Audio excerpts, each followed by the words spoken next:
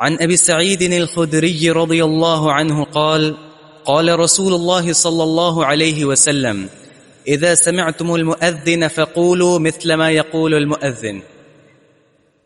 یہ حدیث جو ابو سعید خدری رضی اللہ تعالی عنہ کی روایت سے ہے، اس کا موضوع یہ ہے کہ جب مؤذن اذان دے اور آپ اس اذان کو سن رہے ہوں تو اذان کا جواب دینا چاہیے. یہ حدیث اسی مسئلے کی وضاحت کر رہی ہے کہ اذان کے جواب دینے کی کیا کیفیت ہے. ابو سعید خدری رضی اللہ عنہ فرماتے ہیں قال رسول اللہ صلی اللہ علیہ وسلم اذا سمعتم المؤذن فقولوا مثل ما يقول المؤذن، جب تم مؤذن کی اذان سنو فقولوا تو تم کہو مثل ما يقول المؤذن، جیسے مؤذن کہتا ہے. جیسے مؤذن اذان کے کلمات ادا کرتا ہے اور مؤذن کہتا ہے، تم بھی اسی طرح جو ہے وہ کلمات کہو، دہراؤ اور مؤذن کی اذان کا جواب دو. یہاں 2-3 مسائل اور ہیں. عام طور پہ دیکھا جاتا ہے کہ مؤذن اشہد ان محمد رسول اللہ کہتا ہے تو ہم صلی اللہ علیہ وسلم کہتے ہیں.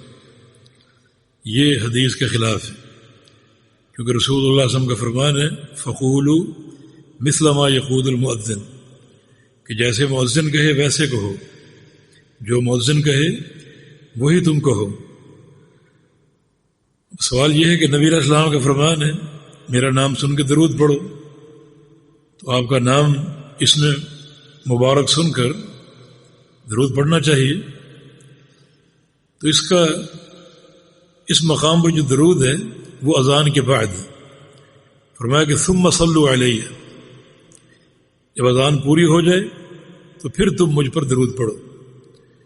جو اس موقع پر نہیں پڑھ سکے اب آپ کو پڑھایا جا رہا ہے. تو فقولوا مثل ما یقول المؤذن، کہ جو مؤذن کہتا ہے وہی کہو. اس کا تقاضا یہی ہے کہ ہو بہو مؤذن کے الفاظ کی مطابقت کی جائے اور بالکل وہی جواب دیا جائے جو مؤذن کلمات ادا کرتا ہے.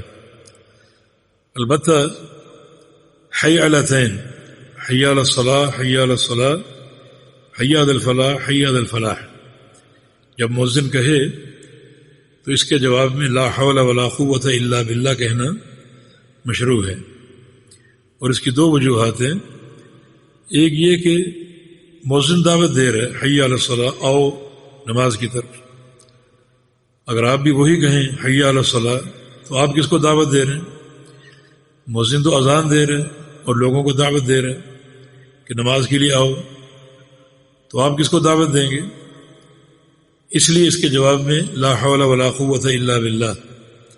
دوسری بات یہ ہے اذان سن کر مسجد میں جانا یہ صرف اللہ کی توفیق سے ہے، اور لا حول ولا قوۃ الا باللہ میں اسی عقیدے کا اظہار. لا حول ولا قوۃ الا باللہ کا معنی یہ ہے کہ نیکی کی توفیق اور برائی سے روکنا اللہ تعالیٰ کی توفیق کے بغیر ممکن نہیں ہے.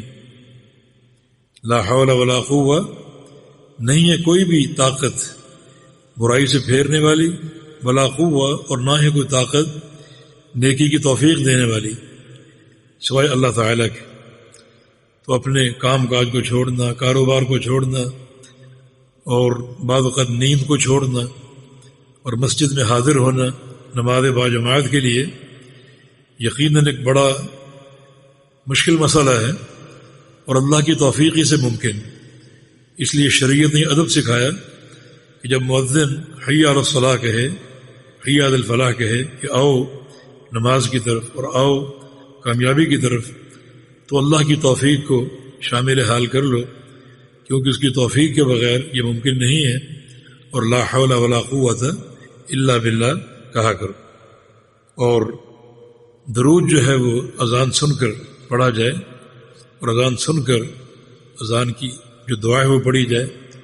اللہم رب هذه الدعوة التامة والصلاة القائمة آت محمد الوسیلة والفضیلة وابعثه مقاما محمودا الذي وعدته رضیت باللہ ربا وبالاسلام دینا وبمحمد النبی الرسول. حدیث میں آتا ہے کہ جو شخص یہ دعا پڑھے گا حلت لہ شفاعتی یوم القیامہ، اس کے لیے قیامت کے دن میری شفاعت حلال ہو جائے گی اور واجب ہو جائے گی. ایسے بندے کی ضرور میں شفاعت کروں گا جو اذان سن کر یہ دعا پڑھتا ہے اور میرے لیے وسیلہ اور مقام محمود اللہ تعالیٰ سے طلب کرتا ہے، جو کہ قیامت کے دن ایک بہت بڑا اللہ کا قرب ہوگا. ایسا قرب کسی مخلوق کو نصیب نہیں ہوگا. تو جو بھی اس وسیلے کو طلب کرے گا اور مقام محمود کی دعا کرے گا میرے لیے، تو میں اس کی شفاعت کروں گا. تو یہ اذان سے متعلقہ کچھ محاسن جو کہ شریعت نے ہمیں عطا کیے. یہ بات معلوم ہے کہ اذان کا آخر لا الہ الا اللہ ہے، اس پہ اذان ختم ہوتی ہے کلمہ توحید پر، اور سننے والے سن کر جواب بھی دیں اور درود بھی پڑھیں. لیکن ہمارے یہاں ایک بدعت رواج پا چکی ہے، اذان شروع کرنے سے قبل اور اذان شروع کرنے کے بعد مائکروفون پر بلند آواز سے درود پڑھنا. اس کا کہیں ثبوت نہیں. یعنی یہ لگتا ہے کہ یہ کلمات اب اذان کا حصہ بن چکے ہیں، جس کو علماء نے بدعت کہا ہے، جو کہ سنت سے یا صحابہ کے عمل سے ثابت نہیں ہے. یہ بدعت ہے. درود پڑھنا ایک افضل عمل ہے، لیکن کہاں پڑھا جائے؟ جہاں پڑھنے کا شریعت نے حکم دیا ہے. اور اگر ہم کوئی عبادت اپنی مرضی سے بنا لیں گے تو وہ بدعت ہوگی، جو کہ بڑا بھیانک جرم ہے. ایک بدعتی انسان بدعت کا ارتکاب کر کے نمبر 1 اللہ تعالیٰ سے گویا کہہ رہا ہے کہ تیرا دین ناقص، نعوذ باللہ. تیرا دعویٰ یہ ہے کہ الیوم اکملت لکم دینکم، میں نے دین مکمل کر دیا. کہاں مکمل تو میں کر رہا ہوں. جو دین اللہ کے پیغمبر نے پیش کیا اس میں اذان سے قبل اذان کے بعد درود نہیں ہے، لیکن میں درود بڑھا رہا ہوں تو میں مکمل کر رہا ہوں. اس کو استدراک بولتے ہیں کہ میں نے ایک کمی کو پورا کر دی، ایک کمی کو دور کر دی. تو اس سے بڑا دین کا باغی کون ہوگا جو نعوذ باللہ اللہ تعالیٰ کی تکذیب کرتے ہیں.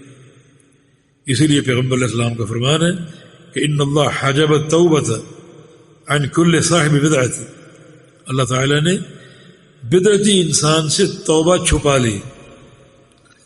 اللہ اس کو توبہ کی توفیق نہیں دیتا.